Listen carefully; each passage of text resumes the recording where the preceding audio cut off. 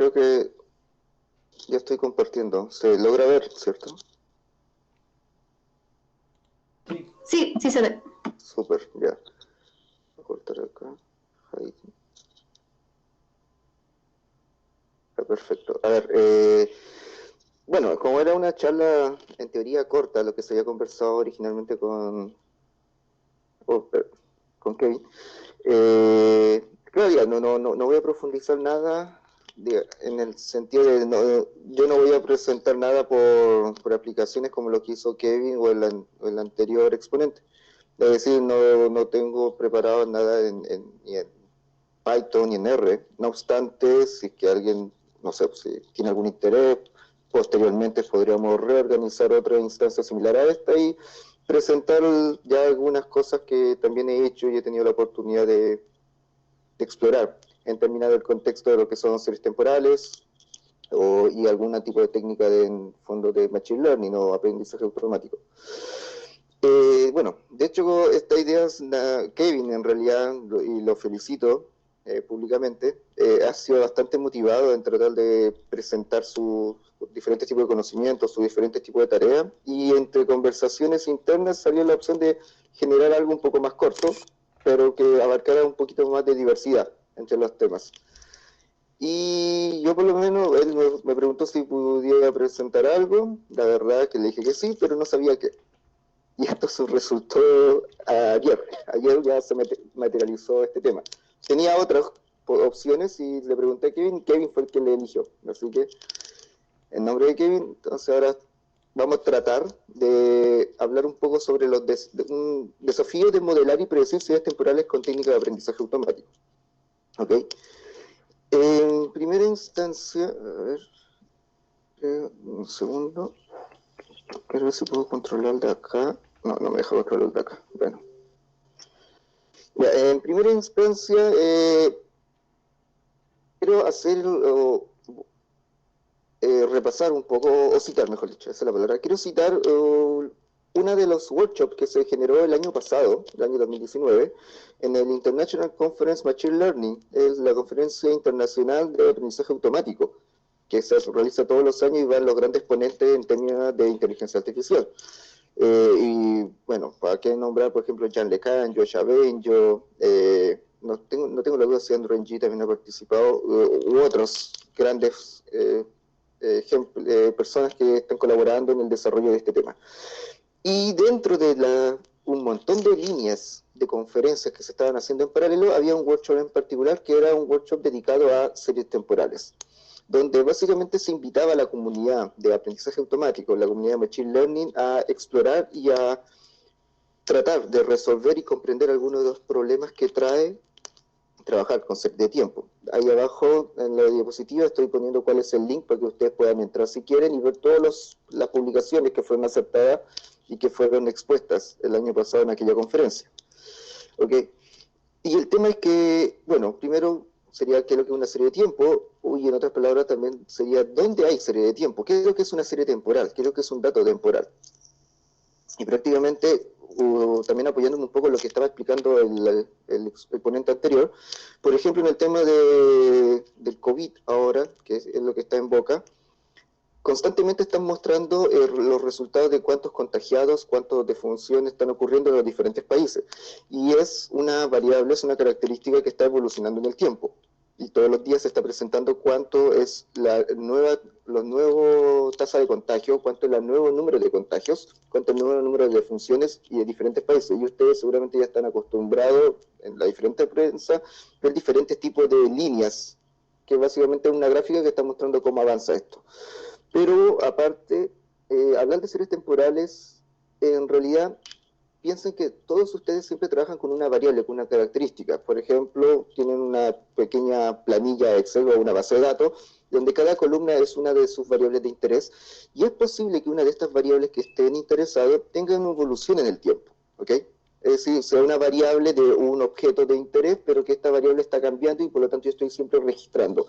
No sé, por ejemplo, el número de personas que vienen a comprar a una tienda, la demanda energética que está ocurriendo cada hora, el precio de las acciones, no sé. Es es posible indagar un poco y encontrar siempre alguna característica de algún fenómeno que me esté interesando y ver cómo esta característica evoluciona en el tiempo. ¿Ok? Entonces, ¿qué es lo que es una serie de tiempo como tal?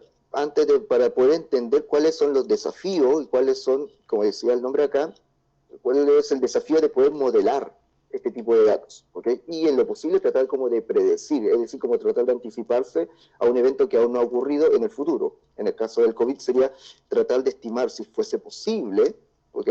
Cuántos el número de nuevos contagios van a ocurrir mañana o en los próximos días, si es que fuese posible. Entonces, básicamente una serie de tiempo, y acá me voy a apoyar un poco en el tema de estadística, una serie de tiempo lo podemos definir de manera muy simplista como una secuencia de valores, ¿ok? Una secuencia de valores que generalmente están equiespaciados, ¿ok? Una secuencia de valores que están generalmente equiespaciados. ¿Qué quiero decir con eso? Que, por ejemplo, si estoy midiendo el número de contagios, entonces estoy diciendo que tengo el dato de los números de contagiados de cada día. O en su efecto estoy, no sé, viendo la evolución de un precio de una acción. Entonces tengo el precio del cierre de la acción también de cada día. O en su efecto quiero la demanda energética, cuánta energía se está demandando en mi ciudad. Entonces tengo la demanda energética, puede ser la demanda total que se demandó en un día, o puedo tener la demanda que se está demandando cada hora. Entonces a eso me estoy refiriendo que X espaciado. Es decir, lo que estoy midiendo, lo estoy midiendo cada cierto tiempo a una misma distancia. ¿Ok? Pero es, como digo ahí, es generalmente espaciado. No es algo que sea estricto, ¿ok? Puede ocurrir fenómenos donde no sea el caso. Pero, ¿qué es lo que son estos valores? ¿Cómo lo entendemos? ¿Cómo lo podemos definir? Bueno, cada uno de estos valores se entiende que es una realización de una variable aleatoria. Y ahí entramos ya a temas de estadística. Es decir, seguramente ustedes en algún momento en sus estudios estudiaron un poco lo que era estadística, estudiaron un poco lo que son probabilidades y recordarán seguramente el concepto de una variable aleatoria. Básicamente es una variable que tiene un comportamiento, valga la redundancia, aleatorio. Es decir, que puede tomar diferentes valores dentro de una familia de opciones, pero que yo de antemano no sé qué valor va a tomar. ¿Ok? Ahí básicamente en términos de palabras estoy tratando de explicar qué vendría a ser como una variable aleatoria. Obviamente tiene un formalismo matemático un poco más detallado. Entonces, cada uno de estos puntitos está haciendo referencia al valor que tomó una variable aleatoria en cada uno de estos tiempos, ¿ok? Y en esta gráfica podemos ver un pequeño ejemplo de cómo podría ser o registrarse a medida que avance el tiempo estos valores. Pueden tomar diferentes formas, obviamente. Aquí estamos mostrando una forma sinusoidal, si se quiere llamar, y en este caso normalizado, pero es simplemente un ejemplo. Ahora, pero para tratar de entender un poco más la definición de una serie de tiempo y comprender por qué es difícil y por qué la comunidad de Machine Learning estaba invitando a los científicos a tratar de abordar problemas de series temporales. ¿Okay? Para eso primero vamos a hacer un pequeño repaso, bueno, digo pequeño repaso, pero voy a simplemente pasar rápido. Una variable aleatoria básicamente era una función, ya que hay que citar a la parte de las probabilidades, donde parte de un dominio, generalmente un conjunto de eventos, es decir, los resultados de todos los experimentos que podrían ocurrir y que se le asocia un número dentro de los reales generalmente. Aquí ya si hay alguien presente que es matemático o estadístico, seguramente está diciendo, pero acá es más detallado aún, este es un sigma álgebra del espacio de eventos y va a ser un sigma álgebra de Borel en los reales. Pero entendamos que esto es una variable aleatoria, en realidad. De los resultados posibles, es una función que de los resultados posibles se le asigna un valor específico dentro de los reales.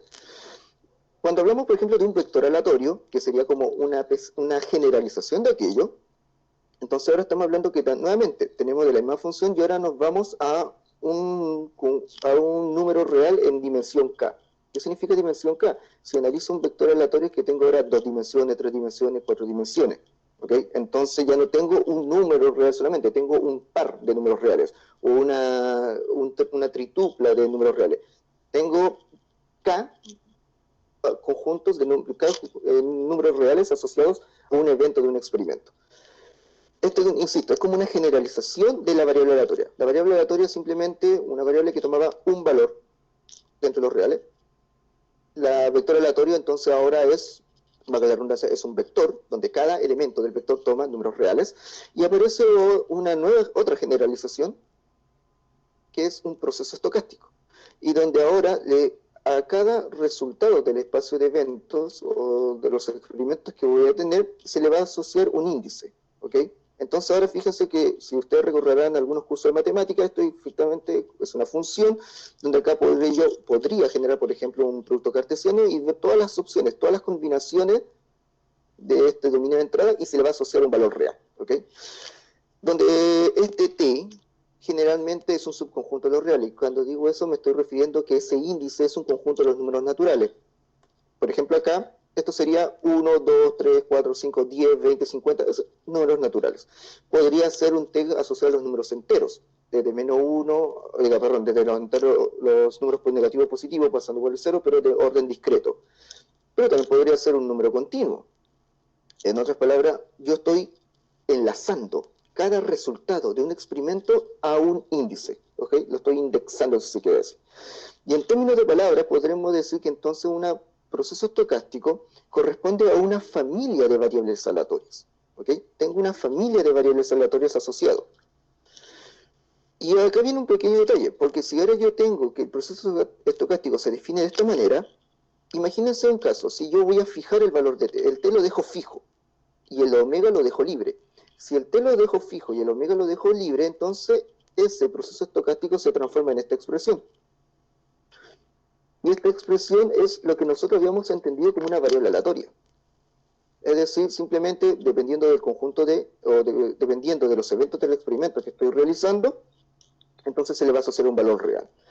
Pero ahora, en lugar de fijar el valor de t, imagínense que yo fijo hacia un omega, a un elemento perteneciente a este conjunto omega, y dejo libre el valor de t.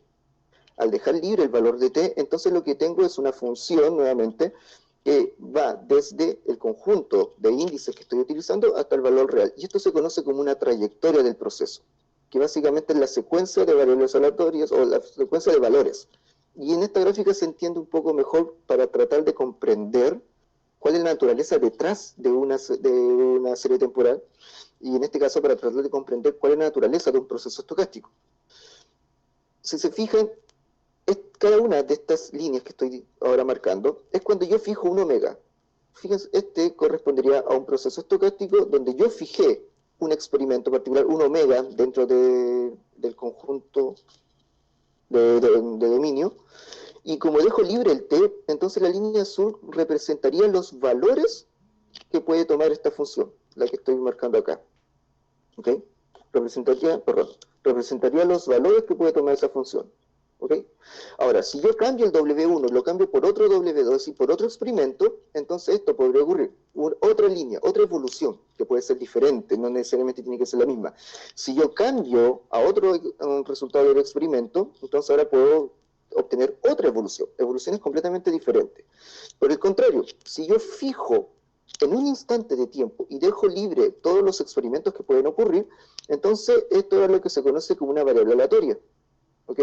Aquí cuando uno generalmente dibujaba como la campana de Gauss o una forma de la distribución. ¿Ok?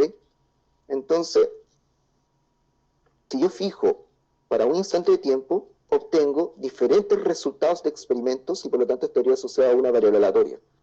Pero si yo fijo a un experimento, por decir al resultado de un experimento, y dejo libre el tiempo, entonces ahora estaría presente a una trayectoria, una secuencia, una evolución, líneas. ¿Okay? Estas líneas generalmente se llaman trayectorias. Y esto es el resultado de lo que tomaría o lo que estaría evidenciando un proceso estocástico. Es lo que se conoce como una realización de un proceso estocástico. En variables aleatorias se hablaba de una realización de una variable cuando eran los puntos, los números que se obtenían. En este caso, la realización de un proceso estocástico serían las trayectorias que estaría obteniendo. ¿Okay? Un proceso estocástico, por ende, para tener una muestra de un proceso estocástico, entonces tendría que tener muchas trayectorias. Seguramente ustedes recordarán también cuando se hablaba un poco de inferencia. ¿Cómo yo voy a hacer inferencia estadística? Entonces, como uno obtiene, es una muestra de la población. Y a partir de esa muestra, que son realizaciones de una variable aleatoria, uno genera inferencias y puede tomar decisiones. En el caso de un proceso estocástico, entonces uno tendría que tener una muestra de trayectorias. Pero ahí vienen problemas grandes. Primero, si yo tuviese la posibilidad de tener una muestra aleatoria, nadie me dice que las distribuciones que se van a generar en cada instante de tiempo sean las mismas. Lo más probable es que las distribuciones cambien. Y ahí ya empieza una serie de complicaciones, porque seguramente ustedes recordarán que en estadística, nuevamente, se hablaba mucho de que uno debiese tener una muestra representativa independiente e idénticamente distribuida. Idénticamente distribuida, es decir, que la distribución no cambia. Pero en la práctica, y voy a centrarme en el caso de este ejemplo que estoy mostrando, es posible que las distribuciones cambien en cada instante de tiempo. Entonces eso ya se genera muy complejo. Si yo tuviese las diferentes trayectorias, podría armar las distribuciones. Y es posible que aparezcan formas como esta, entonces ya el problema es bastante complejo porque la distribución me está cambiando. Pero peor aún, en la práctica uno no tiene una muestra de trayectorias. En la práctica uno no tiene un conjunto de trayectorias para poder obtener o visualizar esto. En realidad tiene puntitos, como la gráfica anterior que les mostré, que es esta misma. Y estos puntitos se dice que en realidad es una realización parcial de una trayectoria. Es decir, tengo partes de una trayectoria, partes de una sola trayectoria, ¿ok? Por decirlo de una forma. Y entonces, si una línea corresponde a una muestra de tamaño 1, o sea, en este ejemplo tengo 1, 2, 3, 4, tengo 4 líneas, acá tendría una muestra de tamaño 4. Si aquí yo no tengo ni siquiera una línea, tengo menos que una línea, tengo solamente puntos que podrían formar una línea. Entonces tengo una muestra de tamaño menor que 1, entendiendo que lo que quiero tratar de comprender es el proceso estocástico. Entonces tengo una muestra inferior a tamaño 1 y aparte las distribuciones pueden cambiar. Eso hace que sea muy complejo trabajar con series temporales, trabajar con datos que presenten ese tipo de, esa naturaleza de los fenómenos que estamos tratando de analizar. Y formalmente podemos decir entonces que una serie de tiempo es una realización parcial de un proceso estocástico, ¿ok? Generalmente parametrizado en tiempo discreto, dado que a veces los instrumentos que nosotros estamos midiendo siempre se van a estar midiendo cada cierta frecuencia, es decir, cada segundo, cada minuto, etc. ¿Okay? Y como en las variables aleatorias siempre aparece el concepto de las distribuciones de probabilidad, bueno, aquí entonces yo podría tener una distribución de probabilidad conjunta. ¿Ok? Y acá aparece un concepto de lo que es proceso estocástico estacionario, pero voy a tratar de saltarme esto porque ya nos estamos escapando un poco al objetivo. Primero, entonces, lograr entender que si tú quieres trabajar con una serie de tiempo, tienes menos que una muestra. Tienes, en otras palabras, tienes una muestra de tamaño menor a 1, comprendiendo que lo que subyace a la serie de tiempo es un proceso estocástico. ¿Ok?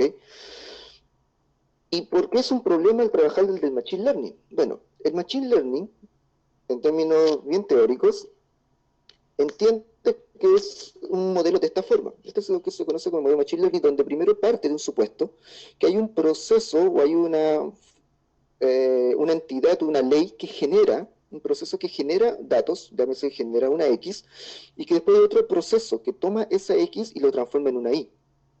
Esto es un supuesto, ¿ok? Vamos a entender que prácticamente todos los fenómenos de la naturaleza, y cuando digo todo, prácticamente sociales, astronómicos, etcétera, esto viene de la estadística más que de la matemática, vamos a entender que hay un proceso que genera un dato X, que después este X pasa por otro proceso, que en este caso lo vamos a llamar supervisor, y que genera el valor de Y.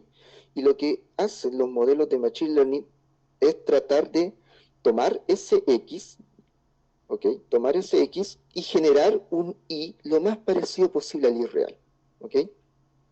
Y cuando digo lo más parecido es porque tenemos una duda de, primero, si genera un proceso, si hay un proceso que transforma el X y genera Y, yo voy a tratar de identificar ese proceso o voy a tratar de imitar ese proceso.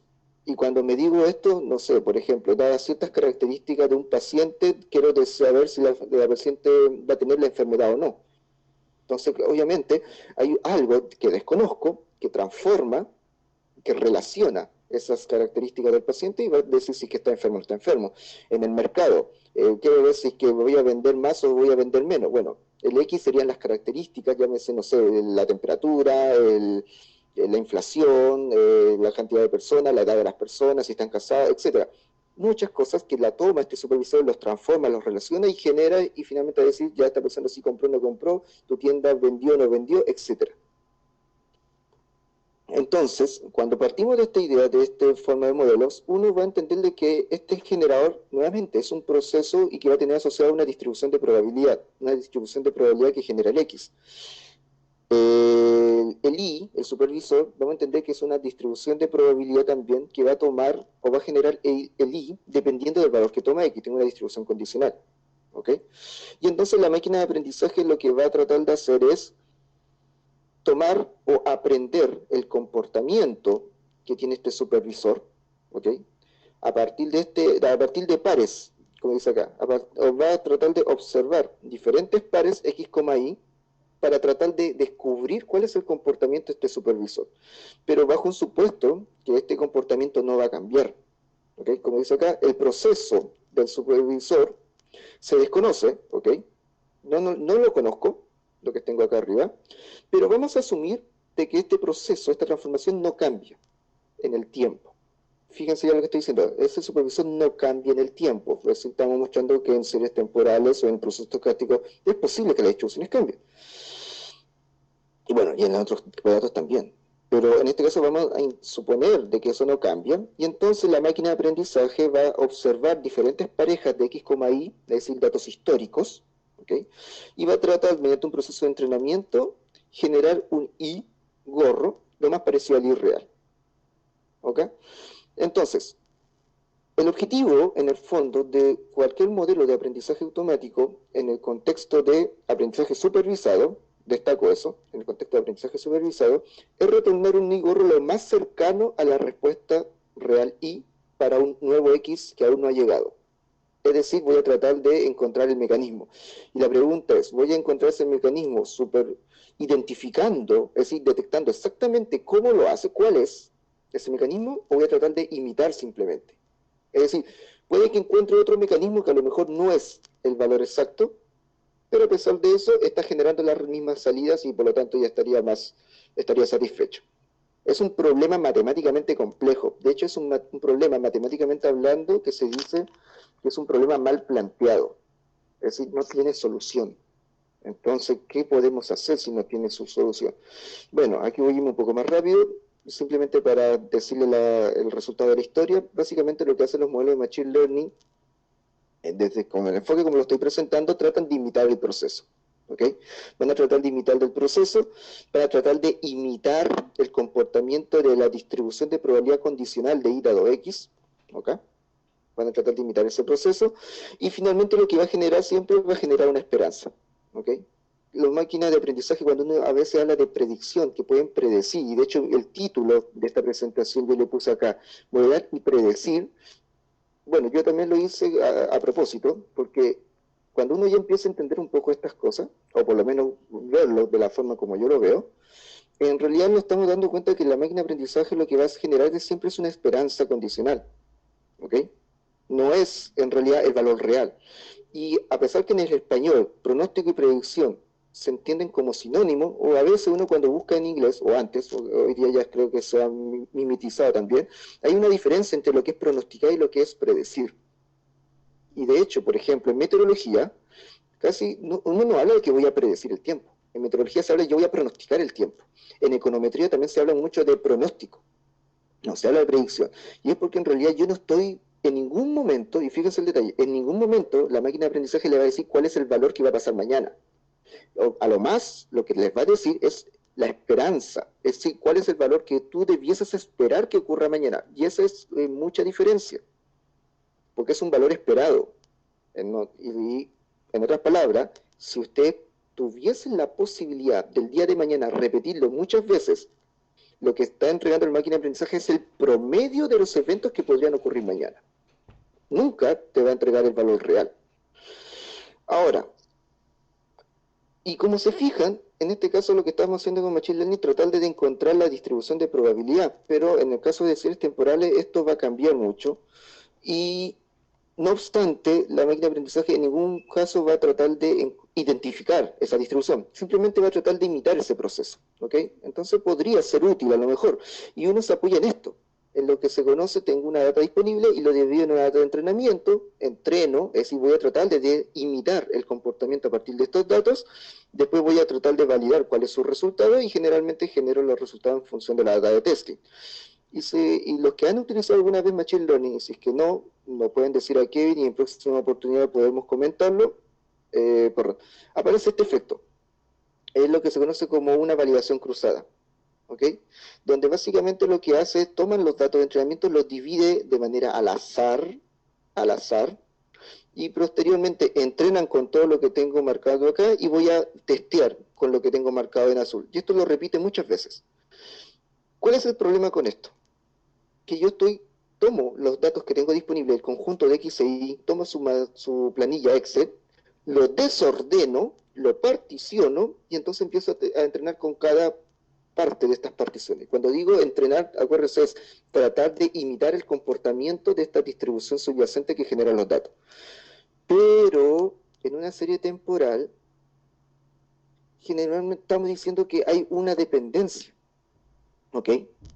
Bueno, yo no lo dije de manera explícita, pero cuando en la diapositiva que me salté de las distribuciones conjuntas, uno se dice que generalmente hay una dependencia y una correlación entre una y otra variable. Y más aún, por ejemplo, si yo tengo una serie neuronal, tengo una serie de tiempo y tengo aquí un ejemplo de una red neuronal, ¿cómo, por ejemplo, se arma un dato de entrada? ¿Cómo alimento una red neuronal? Piense que esto es una red neuronal, puede ser una regresión, una SVM, como ustedes quieran verlo. Tomo cada uno de estos puntos y alimentaré a cada una de las neuronas de entrada. Entonces tengo una ventana deslizante y de esta manera armo mi vector de entrada, si se quiere.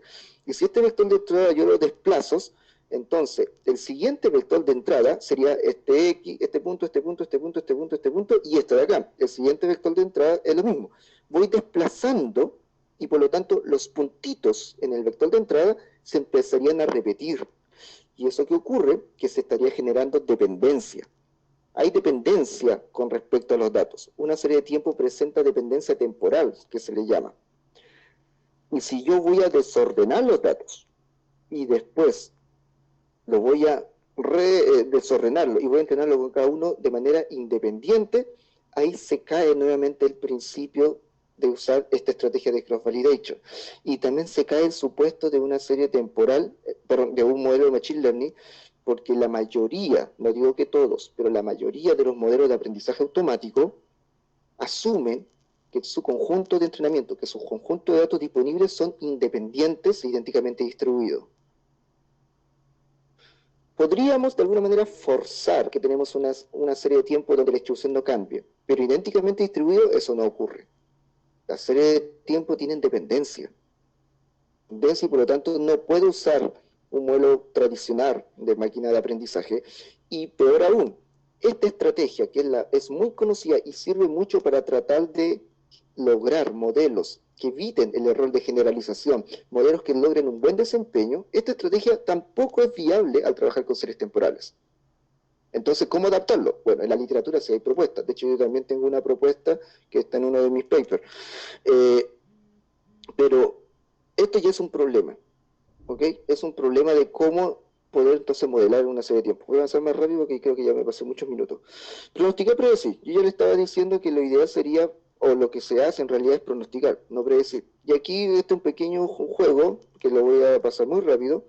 Imagínense que tengo dos personas, dardo azules, dardo amarillo, y quiero acertar al centro, obviamente. ¿Okay? Entonces la pregunta sería, ¿dónde llegará el próximo dardo? Acá tengo 10 ejemplos de dardos azules y dardos amarillos. Entonces yo quiero predecir dónde va a ser el próximo dardo, dónde va a caer el próximo dardo. En realidad uno debería decir dónde esperar, porque estamos ya hablando que esto es una esperanza. ¿Okay? ¿Y dónde esperar? Bueno, uno tendería a pensar de que al medio, entre estos datos. ¿Okay? Y eso equivaldría como al promedio. Y como digo acá, el promedio es una gran ayuda, pero no necesariamente la mejor ayuda. Pero quedémonos con el promedio por mientras. Entonces yo diría que aquí caería el próximo dardo azul, es una estimación, es una esperanza, es lo que yo esperaría, estoy tratando de pronosticar lo que va a pasar en el siguiente lanzamiento, y aquí quedaría el próximo lanzamiento del dardo amarillo. Pero adicional a eso, fíjense que los dardos azules prácticamente están muy apegados y los dardos amarillos están muy alejados entre ellos.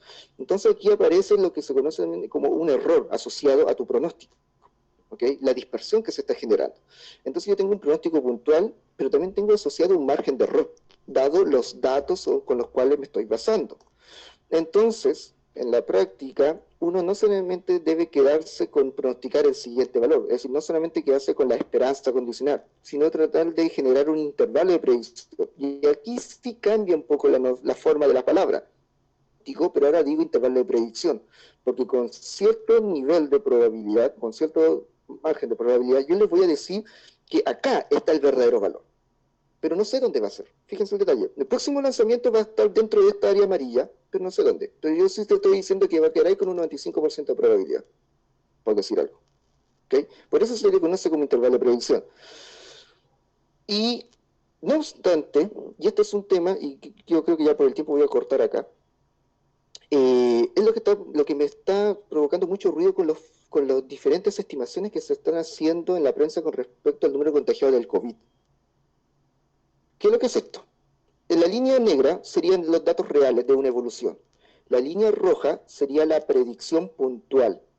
Y lo que tengo en azul serían los márgenes que me estarían limitando este intervalo de predicción. Y en estadística es muy conocido que algo que se llama como el cono de la incertidumbre o el margen de error, y que es a medida que yo más me aleje, este margen aumenta y crece. Y esto también ocurre con el Machine Learning. El Machine Learning tiene, acuérdense, tiene también su base estadística, con lo que estamos hablando. Y entonces hay que tener mucho cuidado cuando uno hace un pronóstico con series temporales, porque, por ejemplo, yo soy de Chile, y están hablando de que en junio, en abril, en mayo, sería el pic y van a estar tanto número de contagiados. Y esto se decía en marzo. Nuevamente pensemos en los datos. Los datos que se están registrando son a niveles diarios. Perfecto. Entonces, y si estamos en marzo y me están diciendo que el número de contagiados en junio, a ver, estamos en marzo, abril, mayo, junio, son 3 meses, cada día más o menos tiene 30, cada mes tiene 30 días, 30 por 3 son 90 días, me estoy diciendo que mis datos con los que yo estoy trabajando solamente son de diarios, con una frecuencia diaria, pero estoy tratando de predecir 90 días hacia el futuro, 90 pasos hacia el futuro. Esa es una predicción muy osada, por decirlo de manera amable, extremadamente osada. Es más realista dar pronóstico y de hecho también, fíjense acá el error. El error es bastante pequeño si doy un pronóstico en el siguiente paso hacia adelante, pero a medida que me aleje el error va a ser muy, muy grande y es demasiado osado. Y esto queda más en evidencia con el intervalo, más que con el pronóstico puntual. Entonces yo por ende, para el término de los pronósticos que están haciendo en el COVID, primero, en el caso de Chile habían pocos datos. En ese sentido, entonces yo no podría utilizar muchos modelos que aprendan de los datos porque tengo pocos datos. Hoy día ya tengo más datos, pero aún así no me atrevería a dar pronósticos a muy largo plazo. Además, pronósticos en corto plazo. ¿Okay? De hecho, en econometría también hay un concepto que se llama, y en meteorología también se está usando, creo, más que en econometría, el concepto de nowcasting en vez de forecasting. Y yo en este caso aplicaría más a utilizar técnicas de nowcasting en lugar de hacer forecasting para tratar de estimar cuánto es el número de contagiados, pero nuevamente, cuánto será el número de contagiados de mañana, pasado mañana, 3 días lo más, o bueno, ya si es muy osado una semana, pero de ya hablar de varios meses en el futuro, por lo menos, y es mi opinión personal, yo no tengo la más mínima idea cuánto será el número de contagiados, al menos en mi país, de aquí a un mes, a 2 meses. No me atrevería a dar un resultado. Y obviamente debería tener un modelo, y así como explicó el ponente anterior, que se adapte también, porque pueden ocurrir variaciones, ¿ok? Y bueno, hay muchos otros temas y muchos problemas de cuánto debo mirar al pasado para tratar de para estimar el futuro, cuánto sería lo razonable estimar en el futuro, con qué frecuencia se están generando los datos y si hay datos faltantes, cómo los puedo rellenar. Existe una serie de características o de problemas y por lo tanto, que de hecho la comunidad Machine Learning ya lo está invitando y yo también los dejo invitados, acabo de sorprender rápido, pum, porque creo que me pasé mucho y ahora los dejo, bueno, con algunas preguntas y como les estaba comentando, es un tema interesante porque rompe el paradigma tradicional. Y digo tradicional porque hoy en día sí existen modelos para poder abordar estos temas de series temporales, modelos de redes neuronales, modelos de, no sé, de transformers, lo que se están usando, y otros tipos de modelos generativos que se tienen en otra rama, para tratar de comprender y tratar de anticiparse hacia el futuro. Pero no son los únicos problemas, ¿ok? Creo que yo hablé de modelar y predecir, pero existen problemas, por ejemplo, de segmentar, de detección de anomalías, de clasificar, existen muchos otros problemas, ¿ok? Y bueno, creo que Kevin me presentó diciendo que iba a buscar de inteligencia artificial. A mí no, en particular no me gusta hablar de ese nombre. Yo digo aprendizaje automático, machine learning. A pesar que hoy día yo sé, y también como consultor lo viví en el mercado, machine learning y inteligencia artificial son sinónimos. Pero en este caso quise hablar un poco de machine learning, y cuál sería el desafío de modelar y predecir datos con dependencia, en este caso dependencia secuencial, ¿ok? Que es mucho, que rompe los supuestos, los cuales originalmente se llamaron estos modelos. Ya, espero no haberlos aburrido, porque no tengo idea cuántos minutos hablé. Sorry.